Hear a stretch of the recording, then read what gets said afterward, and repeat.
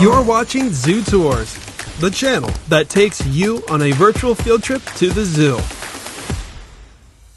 I'm sad to say that I'm all out of James Taylor references, but still thrilled to welcome you for our tours, part 2 of the North Carolina Zoo, and also part 2 of their 60-acre North America region. Hopefully you met the mountain lions, gators, and a century-old snapping turtle of the cypress swamp, which moves us through the beautiful marsh and into the rocky coast. But before we start, if you're new, I'd recommend pressing that subscribe button because, well, who wouldn't basically want free visits to zoos? And then I want all of you to tell me what was your wildest encounter with an animal actually in the wild. The Rocky Coast opened with most of the North American region in 1994. But it's still considered one of their best attractions. Exhibit A was once the most vocal part of the zoo. It's not really anymore, but there's still something in there making those waves move. But we'll get a better look when we go below. Our second stop recently replaced a peregrine falcon, and I think a bald eagle before that. And now the enclosure is sort of more suited for something that doesn't exactly come to mind when you think of the Arctic shores. But unfortunately, they're also a species that doesn't show up often. So, anyways, the North American porcupine is one of the cutest little critters of the wilderness, but not everybody agrees. Some argue whether they're a necessary species to have around, and some argue that they are a nuisance. Rhyme and her friends have incisors that never stop growing, so their instinct is just to keep on chewing. Their favorite snack is tree bark. But maybe you guys know that too much of that can actually kill the tree. They also have a hankering for salt, and combine that with those pearly orange acidic resistant teeth, and they'll go from bark to industrial plywood, animal bones, electrical wiring, outhouses, and allegedly brake lines on a car. I mean, they are rodents after all. The ramp towards our first underwater view shows a few out of hundreds of reasons why this place also wins in the graphics department. You probably won't find this many lenticular illusions in one exhibit, and further shows that there really isn't a dull moment in the zoo, even between habitats. Some of you may have heard of Ronan the Accuser, but he's got nothing on Ronan the Harbor Seal. And man, I have never been so jealous of a seal in my life. I said earlier that things are a lot quieter around here now, because not too long ago, this shore was shared with sea lions. So Ronan is the only pinniped at the park. So your first thought might be, well then he needs a friend. Seals and sea lions are thought of as some of the most playful and social animals out there, and you rarely ever see them alone in a zoo or the wild. But I don't think Ronan would want your sympathy, because harbors are actually generally solitary, especially when they hunt, and even when they gather in thousands on land. Most of the time they'll keep their whiskers to themselves, outside of the breeding season.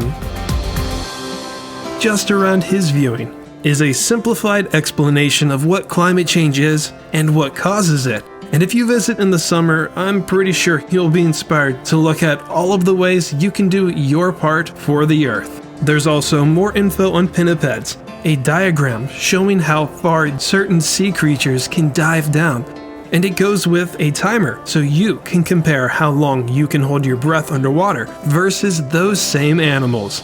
But since there wasn't a handicap for people with asthma, I wasn't gonna risk all that huffing and puffing. Speaking of which, North Carolina has almost every kind of common animal, but they're missing penguins. But the zoo says, who needs them when you can have alcids?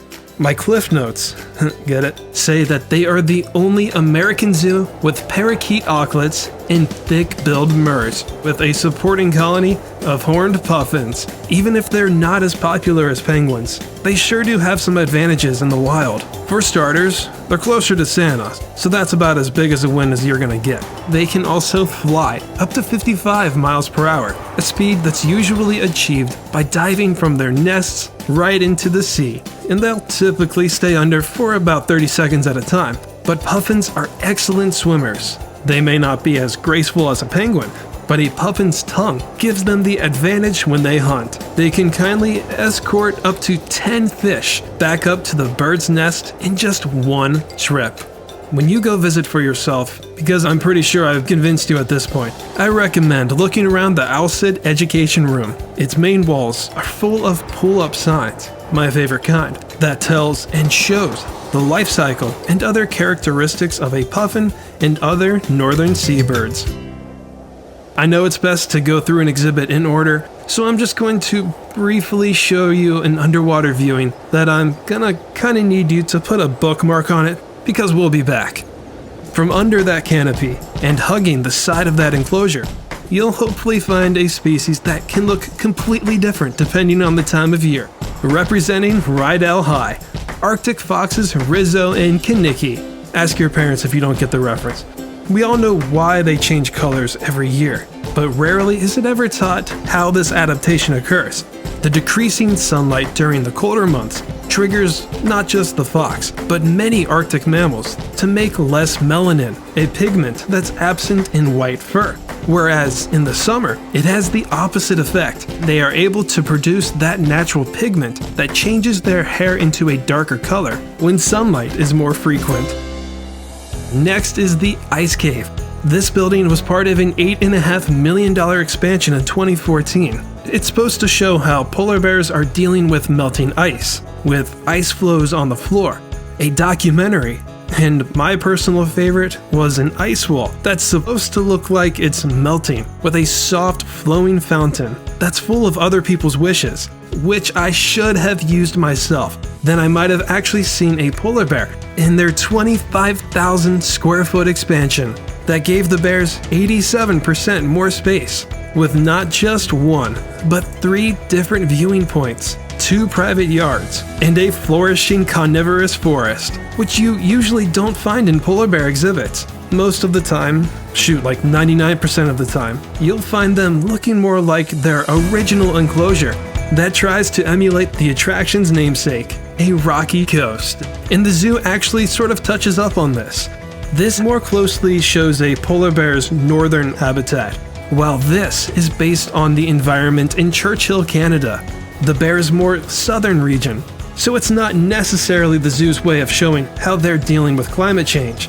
Though wild polar bears rely heavily on sea ice in order to hunt seals, which then gives them the fat and nutrients they need to survive the cold. It's actually normal for sea ice in certain areas to completely melt in the summer, which forces the bear to come onto the mainland, where there are still many alternative ways to fattening up for the winter. It might be common knowledge to think that food is really scarce on land, or the bear won't even eat in the summer at all. But you gotta remember that they are opportunistic hunters. If blubber isn't on the menu, then they'll go look for places that serve human garbage and leftovers, young caribou, lots and lots of goose eggs, seaweed, believe it or not, and then of course, fish. But this is in no way saying that climate change isn't a big threat to them. In some parts of their range, winters are getting shorter and the summers are getting longer. And these alternative meals are really only appetizers, and are not always enough to keep these bears healthy and full year-round. And with those sad but hopefully impactful facts, that wraps things up with the Rocky Coast, what might be the most memorable part of your visit. It might be a while, but the next time we're back at the North Carolina Zoo, our tour group will continue through North America for another back-to-back feature of the streamside and prairie attractions. So as usual, please stay tuned. See if you can answer this trivia question. And thank you all for watching Zoo Tours.